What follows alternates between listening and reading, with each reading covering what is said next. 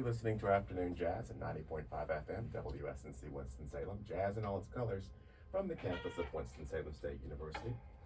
I'm Jim Steele. It's 3:32, and in the studio with us this afternoon, writer Andrew Snorton, who I've known for a long time. He reminded me how long we've known each other when he visited the first time a couple of years ago, before COVID, because I didn't remember that I knew him when he was an undergraduate at Wake Forest.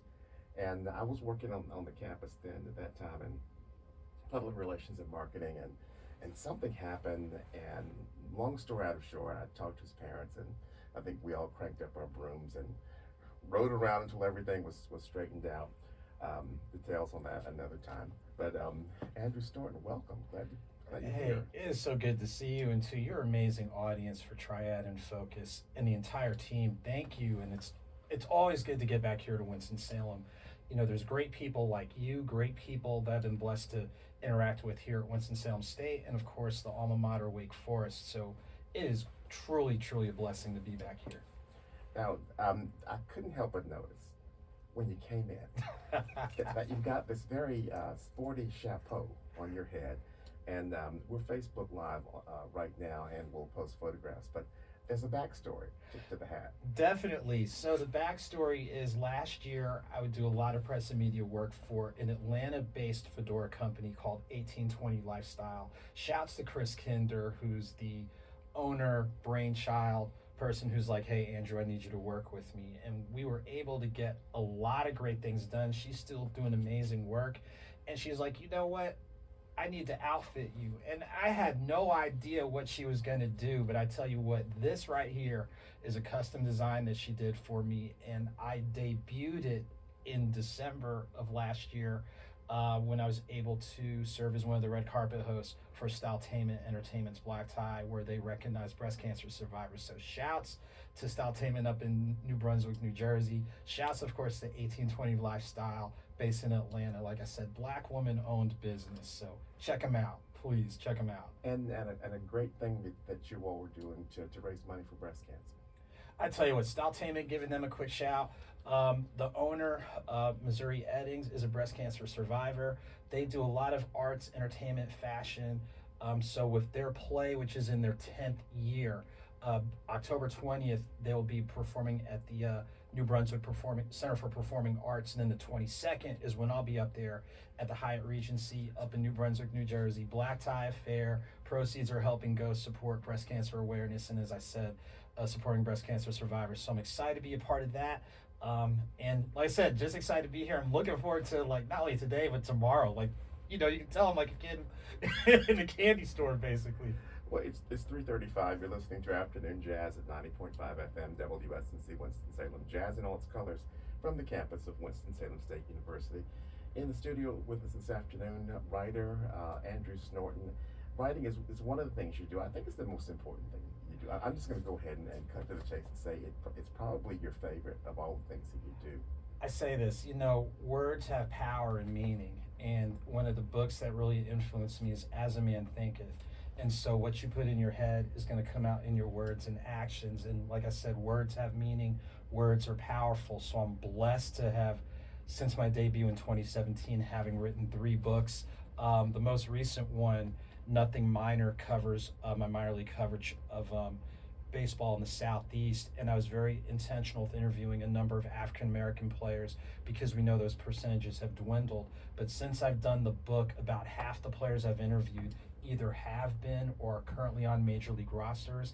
And the insert we did with the Negro Southern Leagues Museum to help tell the story of the players of the Negro Leagues, I was so blessed back in July to do a benefit book signing at the Negro Southern Leagues Museum. So people who purchase the book at the museum gets a percentage, and that helps support their great programs working with youth and what have you. So yeah, it's a blessing. It definitely is. And those are some stories that continuously need to be told, because we've been just talking about the number of people that we've lost just in the past 90 days, and that's a generation that is dwindling as well. So I mean, so many people don't even know what the old Negro Leagues were, and how strong they were, and the number and the caliber of players that they put out. You're right. A lot of people don't realize Hall of Famers like Hank Aaron, Willie Mays, they got their starts there. And not only that, a key part of the Negro League story is the HBCU story. A number of the players in Negro Leagues were found at HBCUs. So we talk about the importance and relevance, not only from that day to this day, it comes full circle. So tremendous thanks to our HBCU peers. Like, that's just being totally transparent.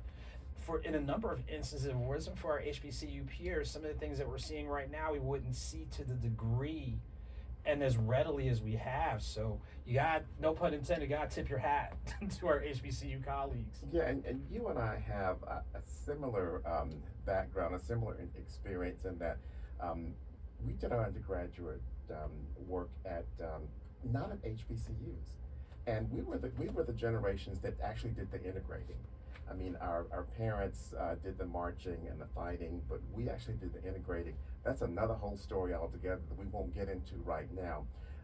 But there's some interesting stories there to be told, and what we're seeing right now is the number of black students that are coming back to HBCUs for a lot of different reasons.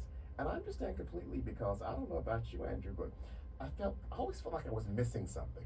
I think here's the thing, like, to a degree, your experience is what you make it. And you hear that all the time. People talk about different institutions, well, oh, there's something this, something that, but it is what you make it. And don't get me wrong, it's not to say there are not hurdles to clear, but you've got to be willing to go ahead and stretch and limber up, and after you're done, get the Epsom salt. But not only that, realize that here's the simplest thing. I've said this in other interviews, and I think this is universal. Don't underestimate the fact you have a platform. People think that because they might not be big enough or famous enough, or they don't have a title or what have you, they can't do anything. But there are many people who aren't written in the history books that did something for us to be here. And as I said when I spoke at a Juneteenth event in Lincoln, Illinois, why wait to be historic? Yeah. So based on, and to borrow from Arthur Ashe, do what you can, where you can, while you are above ground. Take inventory of the skill sets and talents that you have and do it for something bigger than yourself. Because other people did things bigger than themselves, and that's why we're walking around, in addition to other reasons that we'll get into another time. You said a mouthful there, a couple mouths. It was actually Andrew Storton, writer, author of some fascinating books. And one of them that we didn't get a chance to talk to the last time is 9 Stories of Faith. And I want to talk about that right now, because what a set of conversations that must have been. Yes, 9 Stories of Faith is really, there's 2 main purposes behind that. One is to have a better interfaith conversation, because the people I interviewed are Christianity, Hinduism, and Islam. That's part of the background. And even in the foreword, when I talk about the traditional Islamic greeting, wassalamu alaikum, alaikum assalam, peace unto you and peace back, it doesn't mean you have to subscribe to Islam, but you can't argue when someone is acknowledging your existence and humanity. And you think about in church, when you do pass the peace or expressions of friendship, you're doing the exact same thing. Exactly. The 3 cousins. We'll just have to say that, and that's my opinion. I don't want to get in trouble with nobody. But those 3 religions are first cousins to one another, and there's so many similarities. But there are a lot of areas of overlap. But then the second key function is this: all of us are dealing with something, but some people are living with something each and every day. And for people to open up about living with the physical health issue, mental health issue, life after incarceration, not only through the lens of their faith, but best practices in health and wellness, their support system, but how they've changed their way of thinking still allows them to live positive and powerful lives. And it doesn't mean you have to do things exactly the way that they do, but before you are thinking about doing something really destructive to yourself and other people, kind of pause and pump your brakes and see what other people are doing, and it lets you know that there are pathways that you can pursue. When you wrote that book, you obviously did it with great purpose in choosing those 3 faiths to examine and to have these conversations with. How did you go about finding these people? A lot of them were just people that I was familiar with, like even like the chapter I did about life after incarceration. That's my second cousin story. Other colleagues that I've just been blessed to meet with from different walks of life, like people based where I am in Atlanta, The first person I interviewed that talks about living with multiple sclerosis is based in Chicago. And I'm like, why not talk about, quote, ordinary people doing extraordinary things? We hear that phrase all the time, but how often do we use our platforms to go ahead and do that? So I'm like, why not? And it's just something that's not only designed to help other people, but I'll just be honest, Jim, sometimes when I'm having a jacked up day, I'll look back at those things that help me get my mind and spirit right. So it's not only help and empowerment for others, but you know the phrase encourage yourself. That's one of the tools that I use to keep myself encouraged. You know, right before I ask you that questions about how you found them, I just thought to myself, wait a minute, we all know people who have these, you know, different belief systems and are different from us, but we don't think about them as being different from us. We think about, what, that's my friend, that's my cousin, that's somebody that I know, and then you have to put the label on them. You do and you don't, but you summed it up. When you recognize and acknowledge people's humanity and existence, that's just my friend who happens to. It's not anything different. But then when you realize, hey, wait a minute, if I can get to that mindset, what can I do to help people at least entertain the notion? It's like, I might not just give them a nudge. It's like, you know, if a horse is walking around with blinders, just move them a little bit so the horse will want to move the blinders on their own. And that can be an analogy for a lot of different things. But like you said, that's your friend, that's your family member, that's your colleague. And like you said at the beginning, we've known each other since I was a student, for crying out loud. Yeah, and you got to shave that beard off, man, because the beard is getting gray.